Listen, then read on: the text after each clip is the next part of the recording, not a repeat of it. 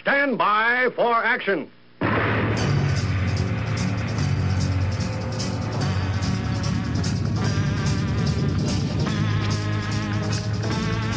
Thanks for joining me. My name is Dave Miller. I am the Unpleasant Blind Guy.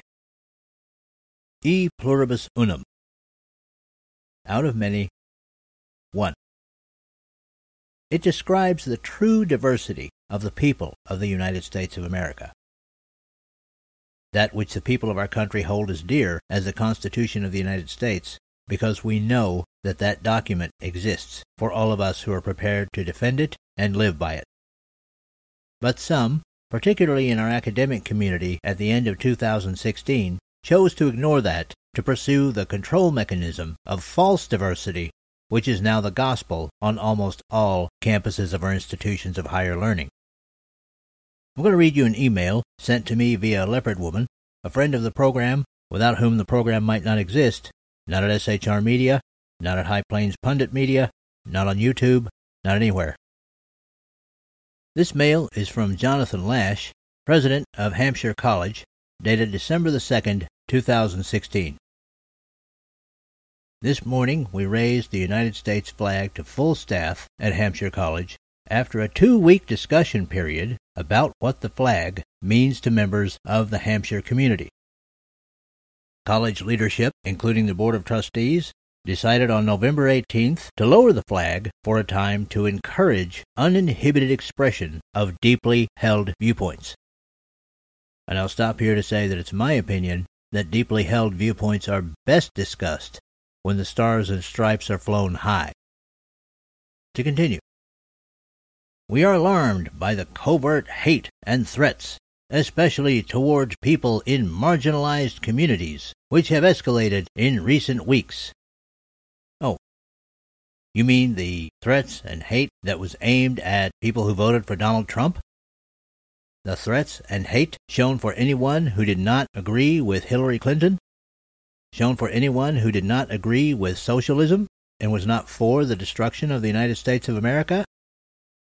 Somehow I don't think that's the case. To continue, we did not lower the flag to make a political statement. Yeah, right. Nor did we intend to cause offense to veterans, military families, or others for whom the flag represents service and sacrifice. Actually, I rather think that the Hampshire community doesn't give a rat's furry behind about those people, despite the fact that it was their sacrifices that allowed them to put on these demonstrations and take the flag down in the first place. To continue, we acted solely to facilitate much-needed dialogue on campus about how to dismantle the bigotry that is so prevalent in our society.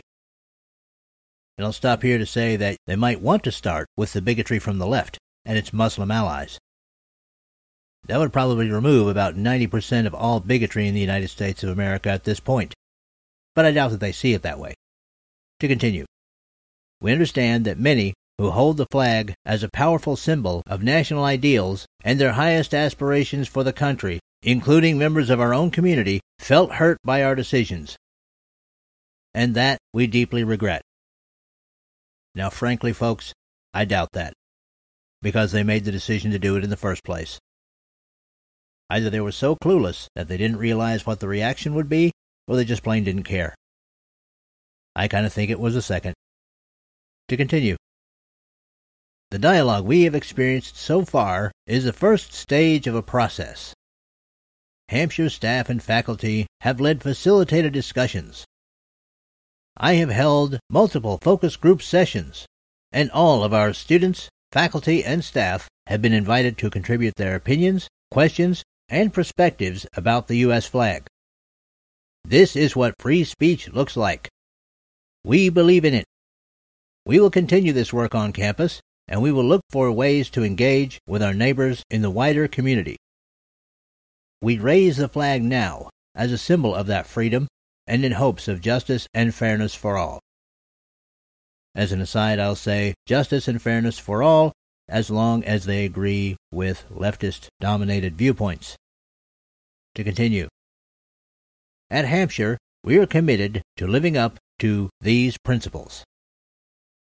to insist on diversity, inclusion, and equality from our leaders and in our communities, and the right to think critically and to speak openly about the historical tensions that exist throughout the country. As an aside, unless, of course, someone disagrees, then they'll be shouted down and threatened with violence. To continue. To constructively and peacefully resist those who are opposing these values. So as you can see, their second bullet point contradicts their first, because not everyone agrees with their version of what quote-unquote diversity means. To continue. To actively and passionately work toward justice and positive change on our campus and in the world. No less should be expected of any institution of higher learning. Now, there's only one problem with this, sports fans. Suppose the change they want isn't the change everyone else wants. You see, the problem with these quote-unquote diverse campuses is that they're diverse in everything except thought. In reality, they might as well all be wearing Mao suits and marching in lockstep, because that's where their minds are. Anti-Americanism and progressivism all the way. Now, this wasn't the only mail sent out by Mr. Lash.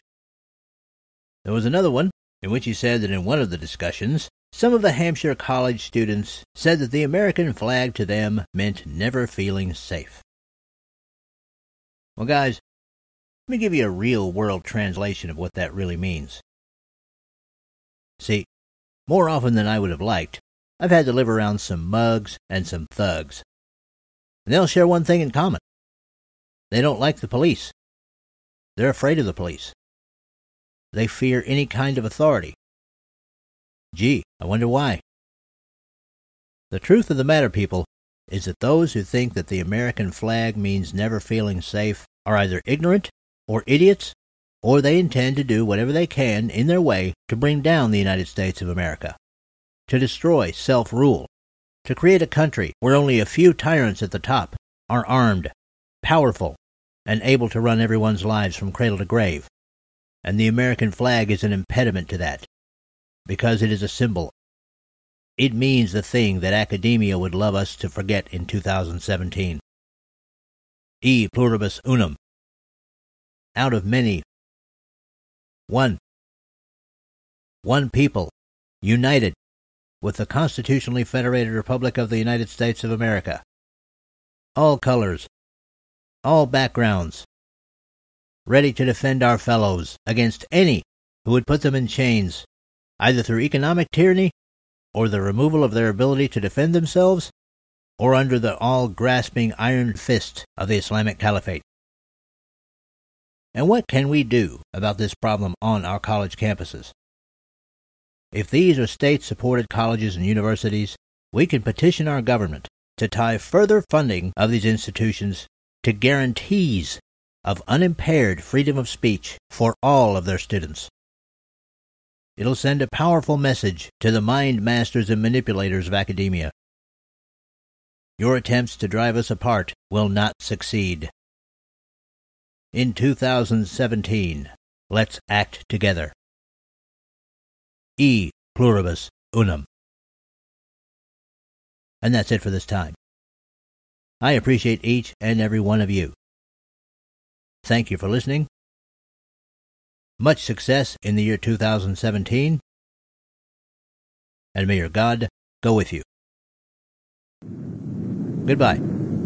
Oh, say, can you see by the dawn's early light what so proudly we hailed at the twilight's last gleaming, whose broad stripes and bright stars through the perilous fight o'er the rampart we watched were so gallantly streaming, and the rockets red